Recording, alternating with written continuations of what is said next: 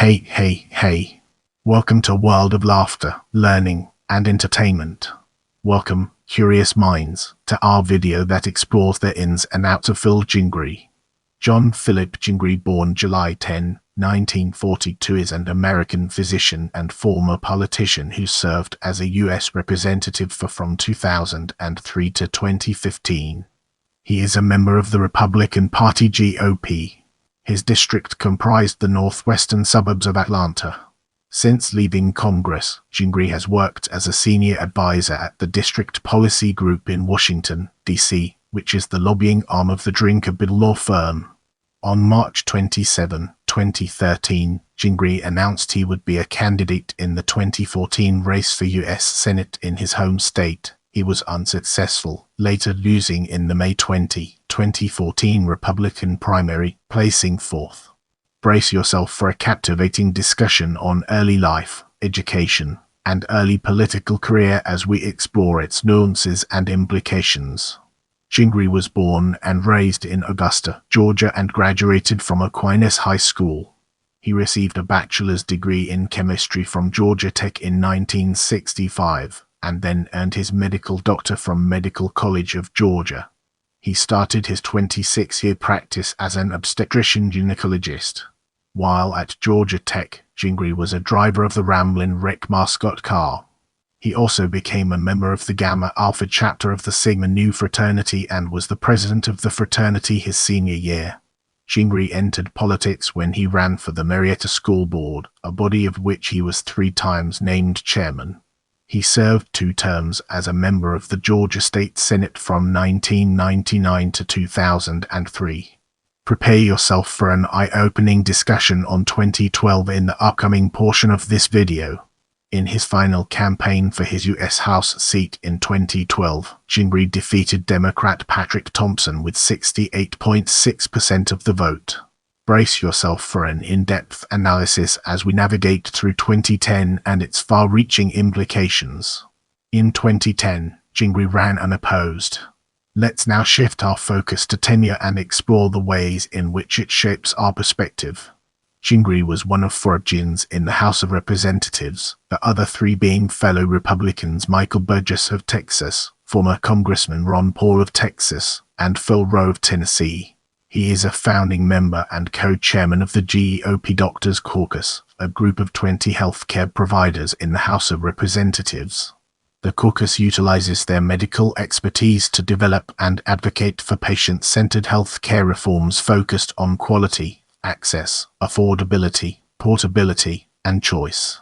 Stephen Colbert interviewed Gingrey on his Better Know a District segment. Colbert sarcastically asked, "The war in Iraq? Great War or the greatest war?" Gingrey responded that it may be the greatest war. Colbert asked Gingrey if he was a Georgia peach and Gingrey responded in the affirmative. In 2008, Gingrey signed a pledge sponsored by Americans for Prosperity promising to vote against any global warming legislation that would raise taxes. With the groundwork laid, let's now examine Bank of Elijah and its connections to our previous discussions. In November 2011, it was reported that Gingrey allegedly received stock benefits, potentially in violation of congressional ethics rules, from his role as an investor and board member of 2 Georgia banks. One of these banks, Bank of Elijah, failed in September 2010 and was taken over by regulators at a cost of $60 million to taxpayers.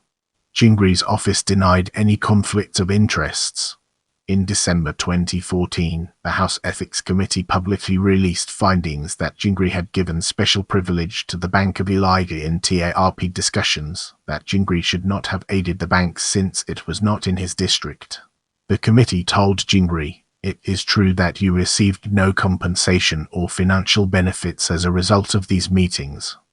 Gingrey's attorney observed to the press, "Brace yourself for a captivating discussion on Todrick's for Senate campaign as we explore its nuances and implications."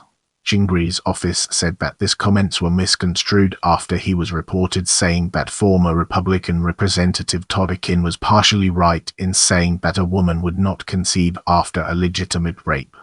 Akin had been running for the U.S. Senate from Missouri. His campaign fell apart after he said the debunked claim that the female body has ways to try to shut that whole thing down.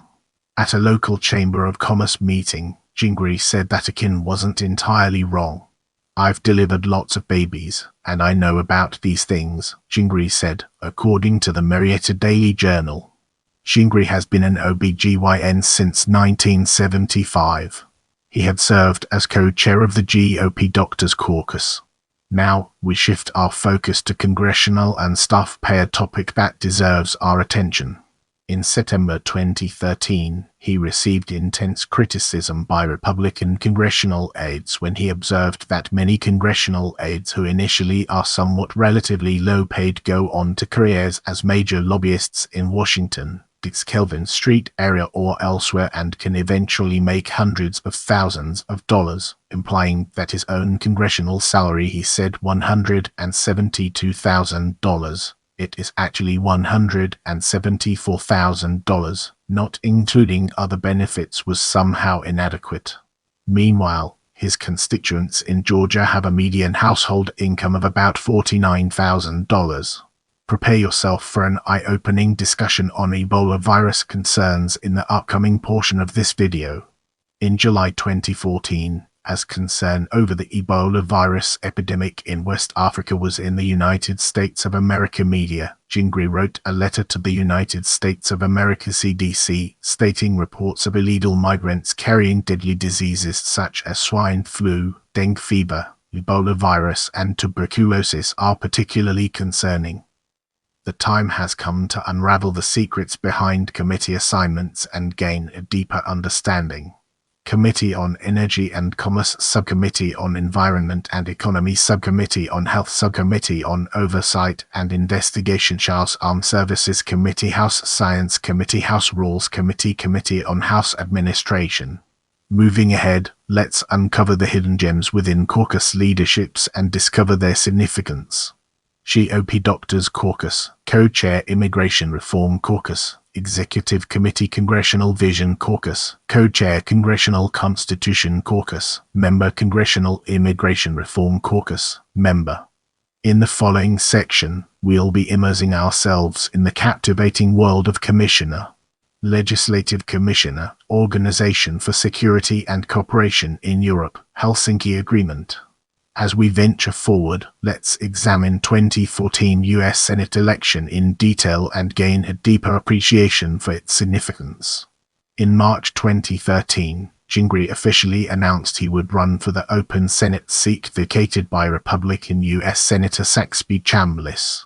He was defeated in the Republican primary on May 20, 2014, coming in fourth in a field of 8. Moving forward, we'll be taking a closer look at post-political career. After leaving Congress, Gingrey joined the District Policy Group as a senior advisor. He writes a regular column on the firm's website called Phil on the Hill, where he writes about policy topics such as health care, the federal budget, annual appropriations, regulatory reform, and life sciences. He is also a member of the Reformers Caucus of Issue 1. He remains a licensed physician who practices on a volunteer basis for low-income Georgians at the Good Samaritan Clinic in Smyrna, Georgia. In this section, we'll be exploring Children's Health Insurance Program. Gingrey supported the reauthorization of the Federal Children's Health Insurance Program (CHIP), which is a program that provides matching funds to states for health insurance to families with children. The program was designed to provide health insurance to uninsured children in families with incomes that are modest but too high to qualify for Medicaid. In January 2018, Congress extended the program for 6 years. Gingrey wrote, "Reauthorizing CHIP is a smart move by Republicans to address the neediest and most vulnerable of our society. And why not? The recent CBO score shows that the program almost pays for itself, easing pressure off the need to find offsets." In this part of the video, we'll be diving deep into healthcare industry stability and unraveling its profound impact. In a Phil on the Hill column, Gingrey wrote that healthcare is by its nature a dynamic and uncertain field. Researchers are always working to pull together grants to keep the centrifuges spinning and Bunsen burners burning. Hospitals must continually untie a tangle of HR, regulatory, budgetary and technology issues while delivering quality health care. Healthcare providers have to develop efficient business solutions that improve the quality of care and are tailored specifically to the individual communities they serve. Tasked with a constant juggling act, Gingrey wrote, healthcare leaders benefit when policies from the federal government are predictable and the government itself is stable. Gingrey argued that President Trump took a step toward promoting stability with his nomination of Alex Azar as the Secretary of Health and Human Services. Azar brings issue expertise, political know-how and ideas to the position, Gingrey wrote. Brace yourself for a deep dive into MedPAC as we explore its impact and relevance in our evolving narrative. The Medicare Payment Advisory Center MedPAC is a nonpartisan federal advisory commission on federal government healthcare-related policy issues. Twice a year, MedPAC submits a report to Congress. It also supports the Medicare and Medicaid programs with analyses and recommendations. Gingrey supports MedPAC and has encouraged members of Congress and policymakers to utilize MedPAC's advice. Now, let's shift our attention to media. Gingrey has written several op-eds for the Hill newspaper on a wide variety of topics.